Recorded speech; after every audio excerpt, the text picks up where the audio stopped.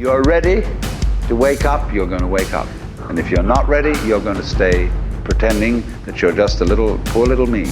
Do you feel it? Yes, we do. A worldwide awakening is upon us. Welcome to the Universal Consciousness Show. The Universal Consciousness Show, where we explore topics such as UFOs, aliens, banned medical cures, as well as classified secret knowledge. Come question your holographic existence. Share experiences from the other side. This is a show that will expand your mind as we decrypt the symbolic messages locked away deep within your DNA. And now, your guides for this magical journey. The hosts of the Universal Consciousness Show, Avi Nast and Diana Seraphim. Hello, hello. Yes, you are listening to the Universal Consciousness Show, and it is the show for the thinking American and global citizen. My name is Agi, and I'm one of the hosts, and Diana is with me all the way from Deutschland. Diana, are you there? Yes, hello everyone. There we are. Hey, before I introduce the guest to us, I want to tell you how you also can connect with us. You can visit us on our website at universal-consciousness-show.com.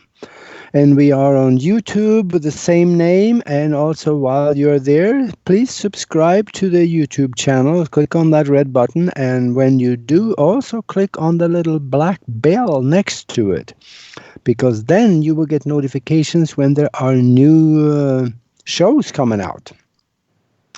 And for those of you that like to hear this again, you can, of course, go to our universal-consciousness-show.com website and YouTube. And, of course, we are also at kcorradio.com website. The archives, you will find it. And we are transmitting here on several platforms. We'll find us a lot of places out there. We're on Twitter, iTunes, TuneIn, Alexa, Facebook, and a few other places that we show up. And while you are listening to this show on the kcorradio.com website, look down at the bottom. There is this magical feature down at the bottom. It's a donate button. If you like what you hear, we would love for you also to show your gratitude that way. Maybe send us a little donation. If you can't, that is perfectly all right. We love you. We are glad you're here listening. And then I will introduce our magical guest. And my friend Dan Brock would live here, right here in Tucson, and he is returning to the show. And Dan's diverse experience with multi-dimensional energies, aspects of reality began early. It was motivated by his encounters with UFOs, alien abductions, crop circles, and other paranormal activity. He often finds himself spiritually venturing beyond the edge of what we call reality, that is physical reality, and going into the non-physical as an out-of-body traveler. Oh, that's such a wonderful term. I love it. In these alternate realities, he communicates and interacts with the human soul and other multidimensional beings. He has a complicated education as a mechanical engineer and a nuclear engineer with the U.S. Department of Defense and an environmental engineer for the state of Louisiana. And 25 years or so, he has been involved in filmmaking for Hollywood. In fact, he has his names in the credits of the blockbuster movie Avatar. How about that? And he is now in Tucson teaching student filmmaking at the University of Arizona School of Theater, Film and TV. And here's a cute one. His motto is, "Challenge all BS." Well, what he means by that is challenge all belief systems. That makes sense. And he also become a spiritual advocate for people locally here and across the country. And you can find him at dlbrock.com. And his email is dan@dlbrock.com. So I want to get that up front there because chances are you may want to get in touch with him afterwards. So with all that said, welcome to the show, Dan. Well, thank you. Thank you very much. Thank you, Tina. Thank you, Deanna. Thank you, Augie. And I am so thankful in many ways to be here to everyone. Hello, Dan, and thank you so much for being with us today. Since you have been here before, but considering we have also some new listener, could you please tell us what was the turning point in your life that put you on this spiritual path? You know, I'd be happy to share that. There was a lot of things that I was exploring back in the 1980s and on into the 90s and when I was in my 20s and 30s. But there was a sort of a turning point event that shaped my awareness of the nature of our reality. And this was back in about 1980, 89 or so. And my father had passed away. And about 7 or 8 months later, I had gone to work, came home, was very tired, decided to take a nap. And when I was lying down, I had this out-of-body near-death experience where my father came to me and visited me and communicated with me non-verbally. And he was able to show me the nature of my reality, which is to sort of dissolve my consciousness into everything around me so that I was one with everything in the universe. And having this sort of out-of-body experience, which parallels what many people have experienced in the out-of-body community and near-death community especially, it was an opportunity for me to understand that everything that has ever happened and ever will happen is all connected, that we are part of a grander whole, and the peace and the tranquility and the sense of being that I was given at that time was phenomenal. And it's been a go back to moment for me ever since then. When I have questions about what I'm doing, I just remember that experience some, what is that, 30-something years ago. Yeah. Yeah. Well, when you have an experience like that, there is no way to go back to the way you were. It cannot happen. No, it's just not possible, and you wouldn't really want to go back after that. That was the realization that I had. So that's when you had a kind of download, a universal download from the other realm, to say, like, so to speak, and you came back from your experience with more knowledge, but you can access it again and again, right? This is correct. Yes, I came back with an awareness of how I fit in, and my life and my existence fits into the entire universe, which is in a unity type of paradigm, type of existence that I couldn't ignore.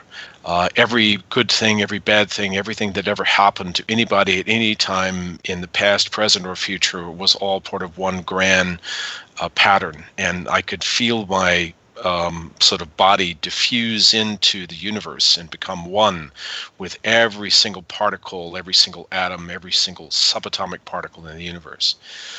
So it was a sort of a download because it's the kind of impression that you can't forget. Yeah. You simply can't get that out of your mind once it's in there. And it's a beautiful thing. It's a beautiful thing. It's burned into the memory. And in that download, that universal download, did you also have presented to you information about the past, present, and the future? Well, the key thing seemed to be that everything had a relationship, at least in terms of the emotional patterns that we experience in this life, which is reactive sometimes to situations, is a consequence of our 3D existence and the nature of being a physical being.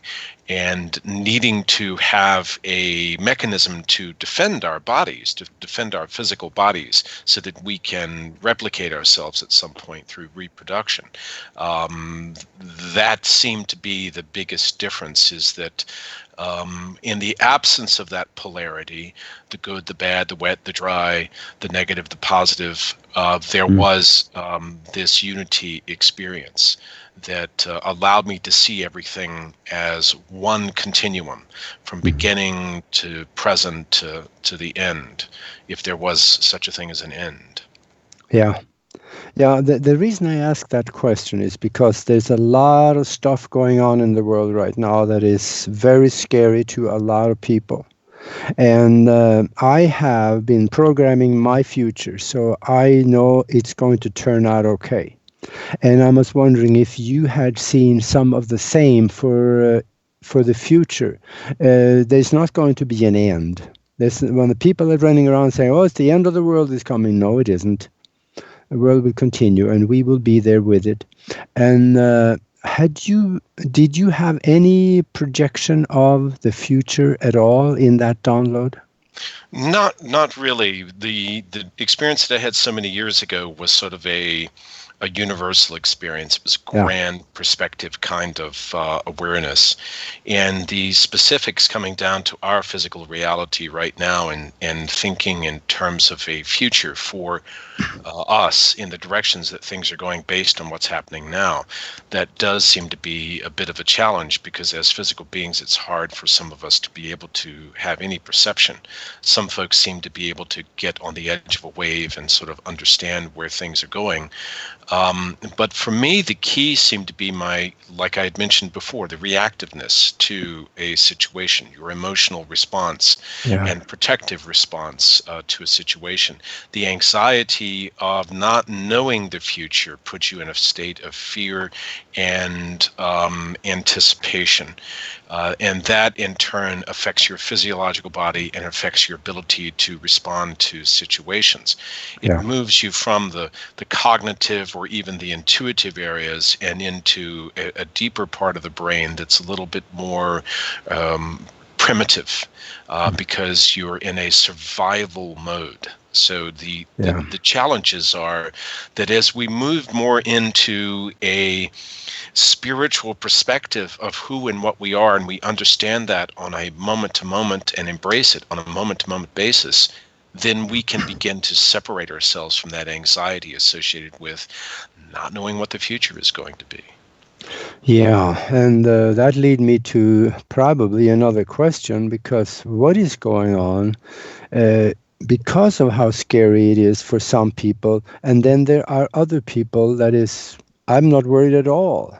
So what do you think people could be more, or be actually could more spend their time thinking about and doing in order to cope the best with what's going on? Those are really difficult questions, because like you said, it does vary a bit from person to person, and there's a wide range. I think at any time, and especially now, it's important to spend more time getting access to your intuition and practicing the techniques and modes of connection that allow you to garner your intuition that comes from your higher self and your higher awareness of who and what you really are, so that you can make better decisions. Something as simple, I'll give an example. I was returning from California recently, and had a situation where I said, well, I need to find a gas station. Sometimes in California, the interstates make it difficult to see where the gas stations are. And I said, I'm looking for this particular gas station, and I want to find it soon because I'm low on gas. Well, I heard from intuition, okay, it's 9 exits up, and take a left. And I went up 9 exits, and I took a right, and I could hear this voice sort of come in and say, you're not really going the right direction. You really should have gone the other direction. So I turned around, I crossed the overpass there at the interstate, and went in the other direction. lo and behold, there it was, the exact brand of gas station I was looking for what I needed to do. And it was not visible from the highway at all. It was completely behind a hill. And I had used very simply used my intuition to find a solution or an answer to a question that I had. We can use our intuition at so many different levels in so many different instances. That's a very sort of visceral example of the physical, but it's an example of how it's possible to use your intuition to find answers to questions that you have that are going to aid you in your path, whatever it is. Absolutely. And these kinds of intuition, they can be trained. We can learn how to do better with that. We actually can get better at it the more we try. And you're right on here, because I encourage people to do that. I was just teaching a class on this over at the Mastermind Connection. And we're doing some really amazing things. We see people are growing into it. And anybody can do this if they start practicing, reaching out for things like you just did. Like, where's this gas station I need, this particular type? And the answer came. Exactly. Listening to that little voice in the background, that subconscious that comes from your subconscious or your higher self, or your superconscious. There's a lot of different models that people use to describe the sort of terrain of the other spaces that exist out there and who we are. But listening to that little voice is so important in having a level of confidence in your connection. And the more that you practice this and the more that you institute a pattern of using that connection to get answers to questions, the more empowered you're going to feel and the more progression that you'll make into bigger and bigger situations. It's quite often the case that you can garner the assistance of not only your higher self, but of your guides and other beings out there that can help with that information flow, help you to get the information that you need to make the appropriate decisions in whatever your situation. And you mentioned guides. Actually, that little voice in the back of your head may be your own intuition, or it could be guides that is placing the thought in the back of your head and giving you advice also. Absolutely. I've been very fortunate over a number of years to have a whole series of different guides, folks that have come in, some human, some not human, that have come in and shared information with me and answered questions and provided an understanding of the nature of reality that allows me to go beyond the ordinary level of understanding that we have. And that is really, really critical.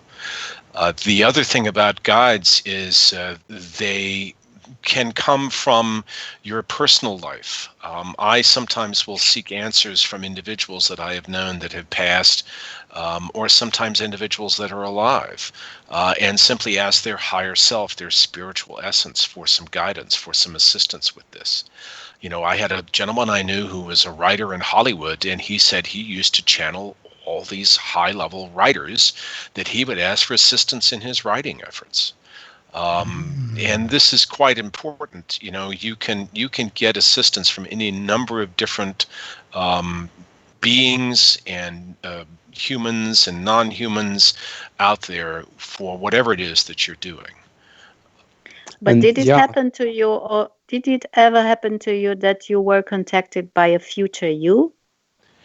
That has happened, actually.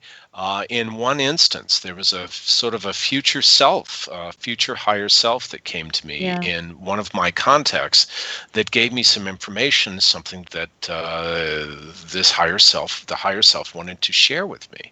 So it does bring into your idea and your understanding that there is a transcendence of time here.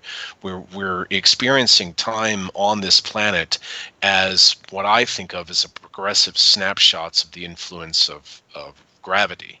It is one model, one way to look at our experience of time. Everything that we sort of do in some level in a physical sense overcomes the forces of gravity, which come from a non-physical place. It's a quality of nature. And as such, it emanates, from my perspective, from the non-physical. So our entire concept of time is rooted so heavily in this linearity that goes along with the polarity that we have in being 3D human beings in the physical. Yeah, I think every one of the listeners out there can relate to this. There has been time probably when there was major decisions to be done, and you had that little voice in the back of your head saying that, nah, don't do it. And you did it anyway. And then the second thing you had to tell yourself is that, well, yeah, I should have listened to myself and I did it anyway. So now look where I am. I think a lot of us can relate to that. And I sure got my hand up. I have done a lot of stupid decisions like that when I did not listen to myself. It's very important to get that connection so that you can make some really good decisions. You know, the one thing that does seem to help in making that connection is to begin to work on your emotional baggage, the things that you're sort of carrying around with you and your reactiveness to things in your environment. In the highest sort of ideal, we can think of a Buddhist monk as having the ability to take in all of the information and all of the situations that are happening around him or her, and that they simply are not reacting to those situations in the way that we might react. So we begin to realize, or we can begin to realize, the nature of the programming and the patterns that we have sort of taken in over the course of the years of our life and the years of our existence. Unwinding those and getting back to a state of pure consciousness is really sort of the objective. And, you know, the next thing we can talk about in a little bit here is some of these different techniques for doing that. Yeah. And, you know, this little voice in the back of your head, that can actually get stronger and stronger to the point where you are actually hearing, not just thinking, but hearing these voices. And that also comes with practice and more training and more willingness to listen. And there are times when I've heard that. And I talk to other people that also have these voices that come, and the voices make sense. You may not like it, but they make sense. And that is the verbal expression probably of that little voice in the back of your head. What do you think? Yes, it does. It does make a lot of sense that some of the experiences that I've had as well. The challenge is that in a conventional understanding of how the brain works, people have a resistance to that idea that, oh, they're hearing voices, they're a person to be, you know, feared and shunned. And actually, the reverse is the case. It's a person that you want to explore and understand how they're able to garner that bounty of information through those connections that they're getting. Yep. Absolutely. And I see now we got about 30 seconds left to the break here, and we will be back after the break with Dan Brock, and we're talking about intuitions and maybe how to listen better. And also we're going to start talking a little bit about how can we best deal with what is going on out there. So don't touch the dial. We'll be right back.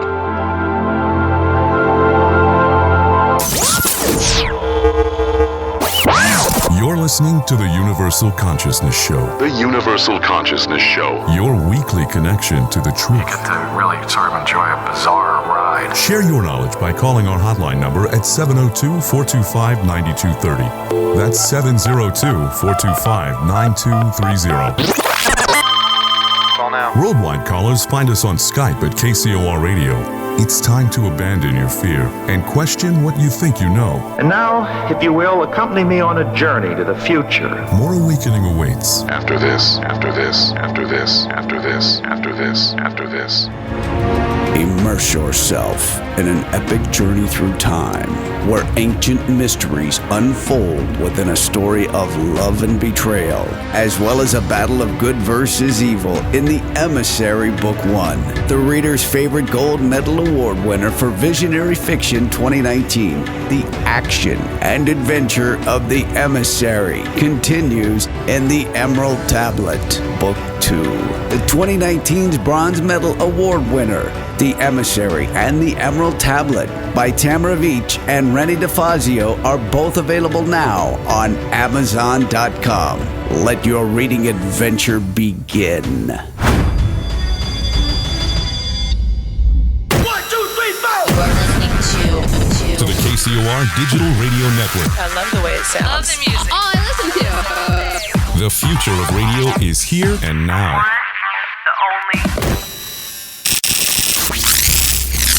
The Fenton Files, where it's all connected. You see, whoever controls technology controls the world. Come explore a universe full of possibilities. Every Monday night at 8 p.m. Pacific, 11 p.m. Eastern. The Fenton Files. Go where no other show has gone before. You can deny all the things I've seen, all the things I've discovered, but not for much longer. Because too many others know what's happening out there.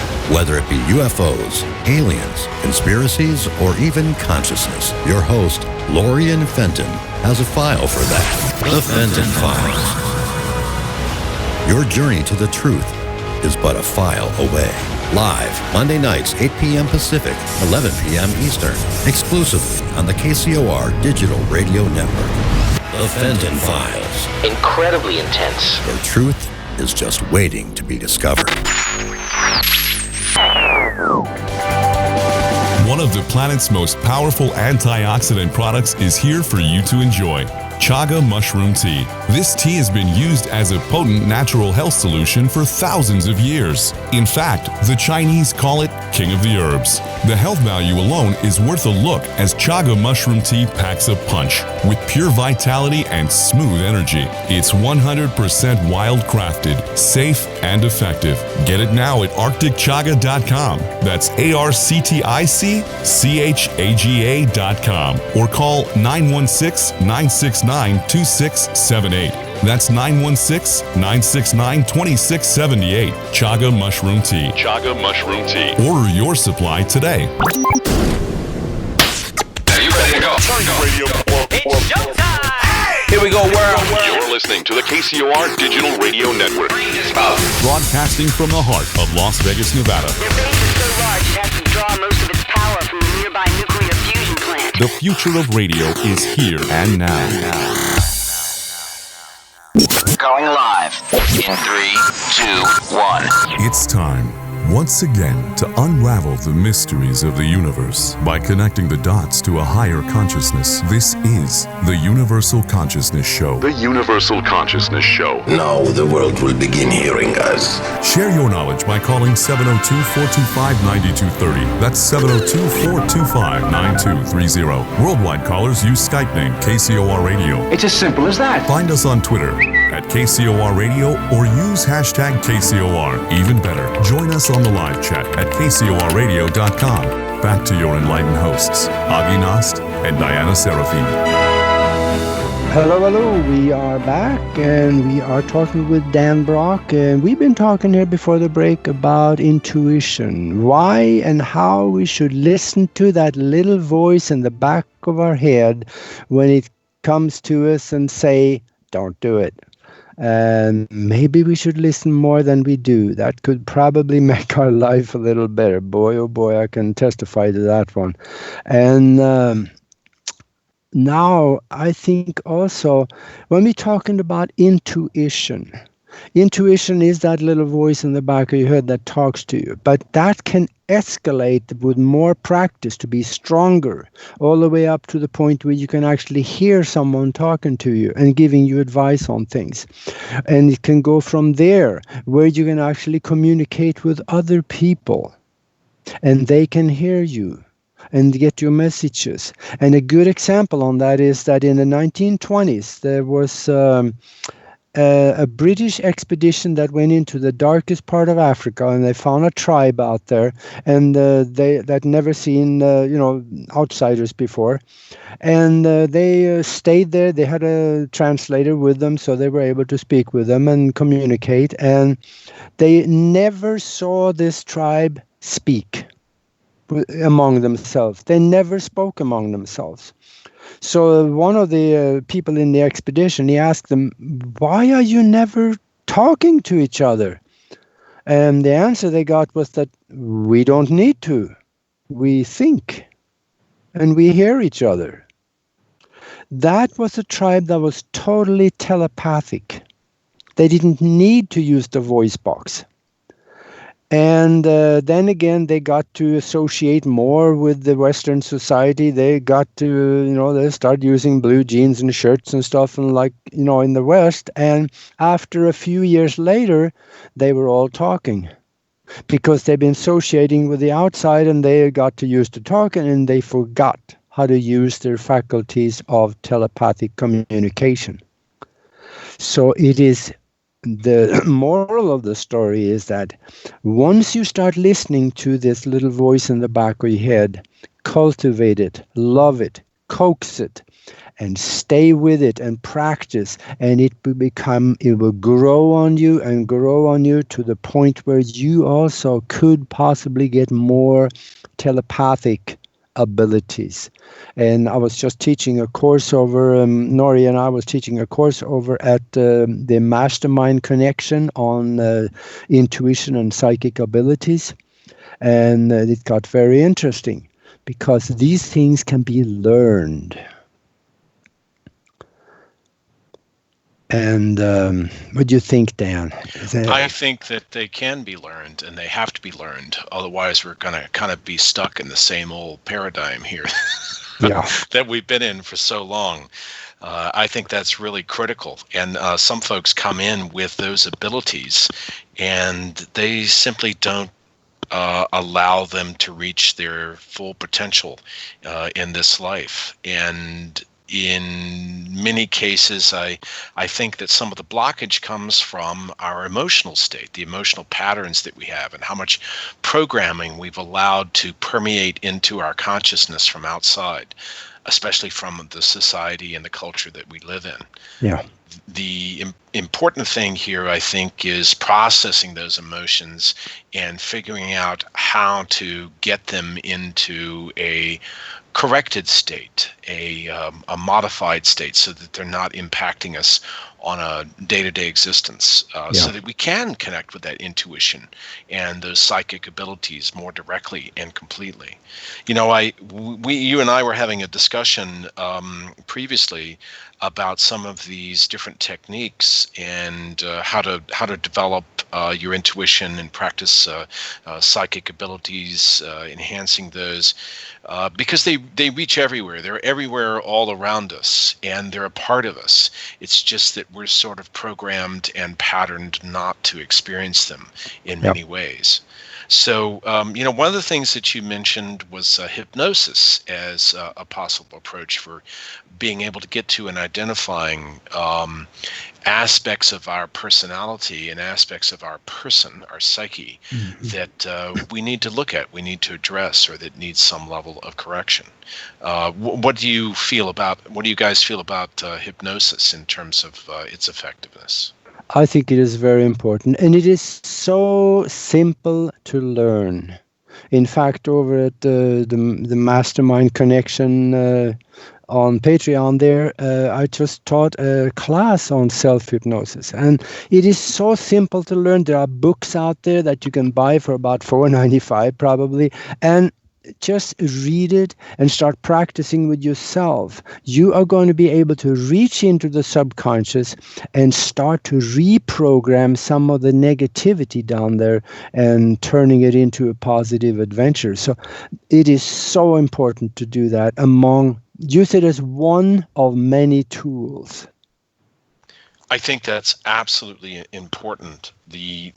I've had a number of instances in my own life where I've had opportunities to delve into hypnosis and have used it sort of minimally, but I recognize fully its power. And I also recognize the ability to develop skills on your own that relate to hypnosis in terms of self-hypnosis, which is in many ways a form of deeper meditation that you can explore and integrate into your life.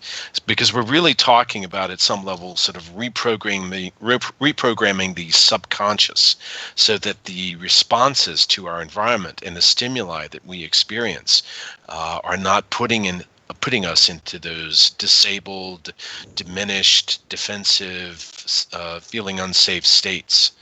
And there's lots of things typically from our childhood and from our experience that we may not even remember that is now a part of us.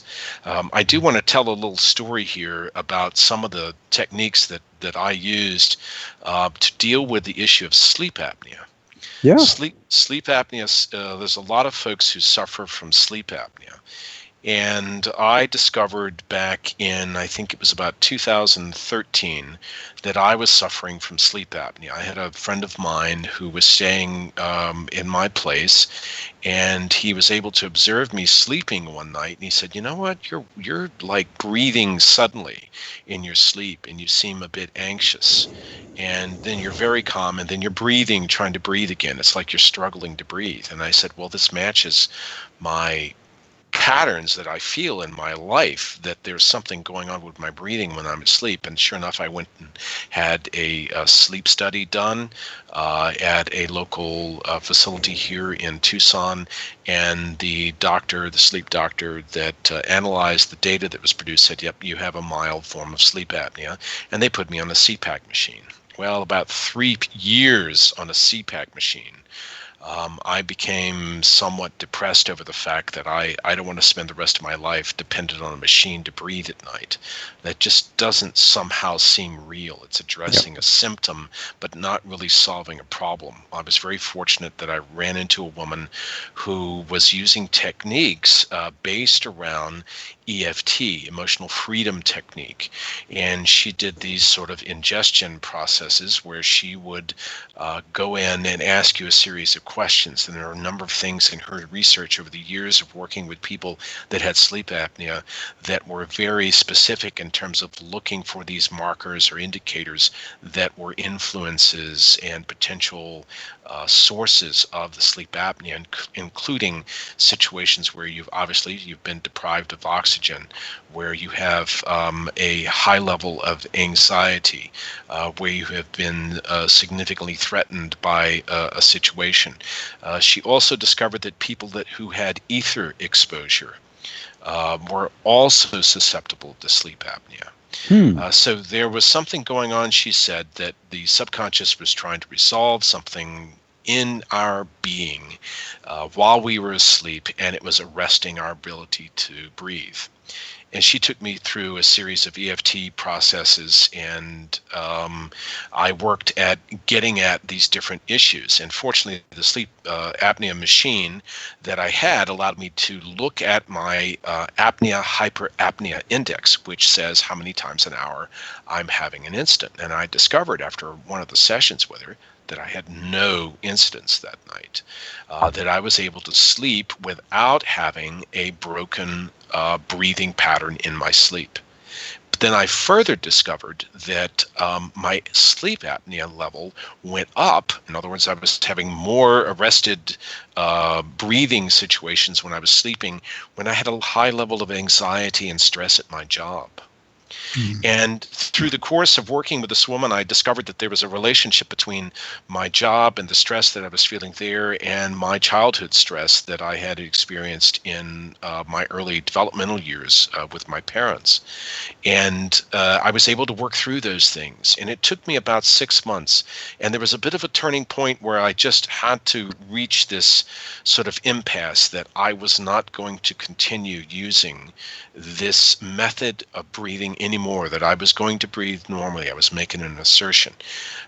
So it was a culmination of things. But after about 6 months, and that was in 2015, that I think it was 2015, maybe it was early 2016, I stopped using the CPAP machine, and I have not used one since then.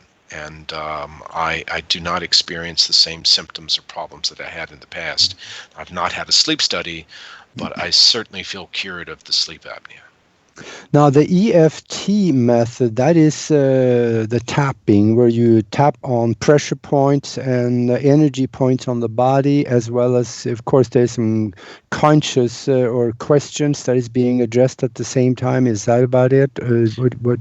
In a nutshell, that is basically the approach. The idea, as I understand it, is to approach programming the subconscious or reprogramming the subconscious to add and release things selectively, and at the same time doing a bipolar sort of tapping. You're tapping on both sides of the body in different patterns, and this sort of activates the nervous system in a way that the subconscious opens up and allows the statements that you're making to take a foothold, to have a place to latch on to. Yeah. So I feel like it was fairly effective for me. It is debunked by a lot of folks because unfortunately it doesn't involve a pharmaceutical. But I have found that for me, at some level, that was effective, and different people will have different experiences. Yeah. Some of the other things that I experienced, there's a technique called TRE, trauma release exercises, and you can search for this online. And it is the concept that your body naturally responds to the overwhelming presence of a neurological stimulation from a traumatic event by tremoring. So if you see a person, we used to call it going into shock, where they would become almost dissociative, or their hands would start to shake and they would start to shiver. And the impression that people had in the past was shutting that down. Well, as it turns out, that is actually beneficial because it's the body responding in a way that it needs to in order to relieve the impression of that traumatic event from the neurological system and the muscular system. Mm-hmm. And so I used TRE through a gentleman named Dr. Berselli, who is I think he used to be in Phoenix, Arizona, but he developed these techniques, and it was being deployed with the military for folks that were experiencing PTSD, and being used, and tests were being done in its effectiveness for treating that. But it certainly helped me. It helped a lot with breathing. I had other issues physiologically with my body that it helped tremendously with. It's another technique that I can suggest to folks. Mm-hmm. Yeah, and you have used some other things too in order to at least keep both the body and the mind healthy through stressful situations. Yes, this is very true. You know, for one of the primary things that I live by is the idea that I'm not alone. I am never alone. Even when I'm by myself, I am not alone. I have the entire universe and every non-physical being that can be of benefit to me is right at my doorstep, so to speak. It's right there when I'm ready to access it. So I do not feel a sense of separation from anything anymore. It is really important. That's not to say, of course, I don't enjoy the company and the community of being with other people, but it does mean that it allows me to have a sense of peace and security that is very important in this process of dealing with emotional issues. It's hard to deal with emotional issues if you start off in an anxious state. It's a symptom of the need to deal with emotional issues and emotional patterns. But you know, the good thing is that this awareness has allowed me to, you know, seek out the assistance that I need to deal with various issues.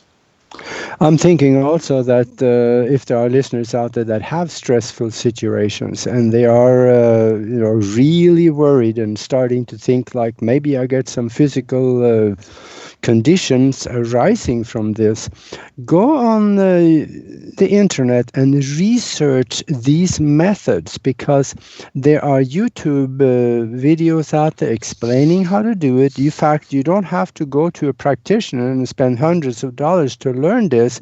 You can actually watch these videos, and I know that because I've done some of it, and you can copy what they're doing, and you can probably expect some of the same results as that we're talking about right now, which is a healing. Exactly. And the important thing is, be diligent, keep working at it, keep working at correcting those emotional patterns, find a technique that works for you. What works for me may not work for you. Some different approach is going to work for you that may be very specific to your particular being and how you need to contact the non-physical to get to this subconscious information and correct it. I do want to say, in terms of a reference, there is a book that I use. It's called Heal Your Body by Louise Hay. And in that book, she goes through all these different physical ailments and says what those ailments and conditions are related to. Like, for instance, let's see if I can find right here an example. Okay. And issues with a sty, eye problems, looking at life through angry eyes, angry at someone. And her affirmation is, I choose to see everyone and everything with joy and love. So the process of having an awareness that your physical conditions are related to an emotional state in your being is very important. Because once you're able to address the underlying emotional pattern that relates to your physical ailment, then you can begin to get healing in the physical. Sometimes the allopathic medication is effective at addressing the physical ailments, but it doesn't address the underlying emotional patterns that are related to those physical ailments. At least in my experience, this is what I've discovered, is that without addressing the emotional patterns that exist, the repair attempts and the healing attempts that you're going to do on the physical may not last or may not work. Obviously, that varies from person to person and based on their own belief system, but it is definitely a truth that I live by. Mm-hmm. Yeah, and I think most physical ailments, they do not start out in the physical. They start out in either the mental or the bioelectromagnetic field in the aura, or they start out from the outside coming into the physical. Of course, unless it is poisons that you drink, then it's different. But for most other things, it shows up in the aura before it shows up in the physical body. This is true. Very true.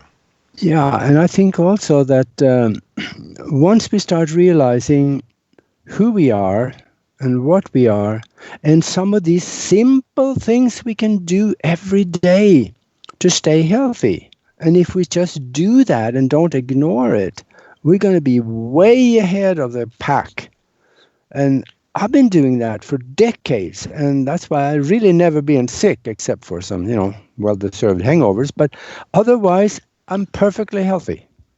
Well, I want to give one more example here, which I think is really interesting because it's a very common thing that you see. And this is in the Louise Hay book as a problem, and that is nail biting. I was a nail biter for many years. Oh. The probable cause she has here is frustration, eating away at the self, spite of a parent. And her new thought pattern that she uses as an affirmation is, it is safe for me to grow up. I now handle my own life with joy and with ease.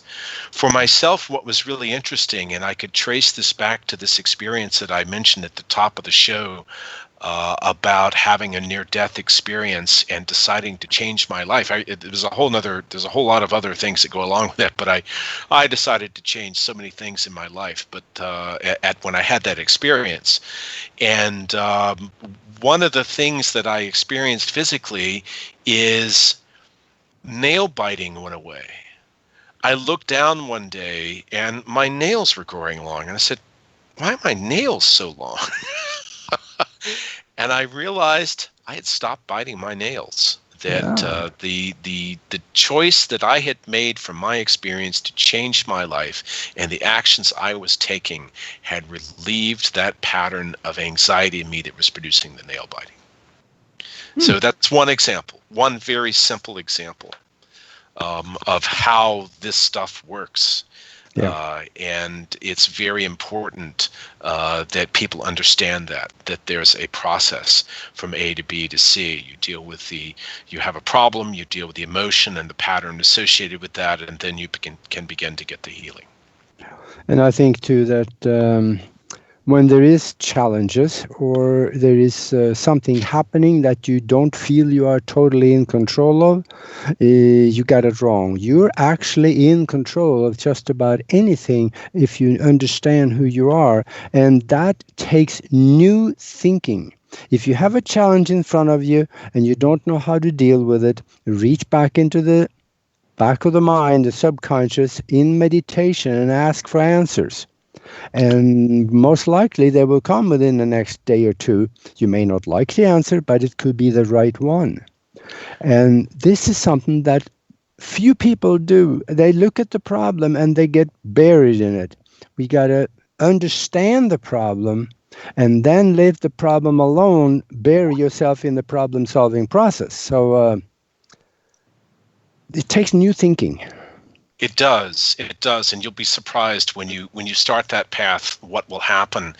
A very common thing for many folks is being in the shower or being in the bathroom. They do and get some of their greatest revelations while taking a shower, and it's that release of the physical, the sense of being safe, and the sense of letting go part of your conscious process in the shower that allows that intuition to come in. It's a beautiful thing, and there's something there as an astrologer.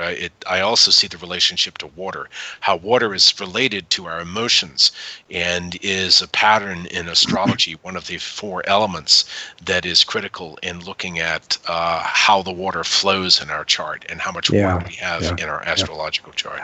I see we got 1 minute left of the show. Please let the listeners know where they can get a hold of you and your website and Absolutely. Else. I am Dan at dlbrock.com. That is my email address. You can get me there. You can also go to my website, obviously, at dlbrock.com. In the contact page menu, you can go and sign up for my newsletter. Every month it goes out on the full moon. We had an eclipse this past Friday that was on the full moon, which was very interesting. So I had a newsletter that went out on that. And we have another eclipse coming up on the 21st of June is very significant. Oh. So if you have any questions or anything, please reach out to me. I am there to take your questions and answer them as best I can. Okay, thank you very much, Dan, for being with us. This was interesting. And we will be back next week. Until then, be good to each other.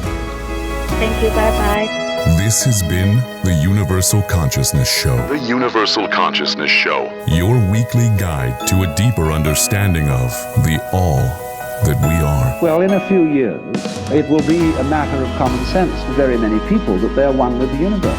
It'll be so simple. Live Mondays at 11 a.m. Pacific, 2 p.m. Eastern, exclusively on the KCOR Digital Radio Network. For more information on the show, hosts, or their guests, please visit universal-consciousness-show.com. That's universal-consciousness-show.com. Remember, there's a shift coming, a new earthly paradigm, a shift to universal consciousness. Universal consciousness. This is KCOR Las Vegas, home of the Digital Radio Network, broadcasting from a shack just south of Area 51. Wait, that doesn't exist. This is the KCOR Digital Radio Network. Now for the news.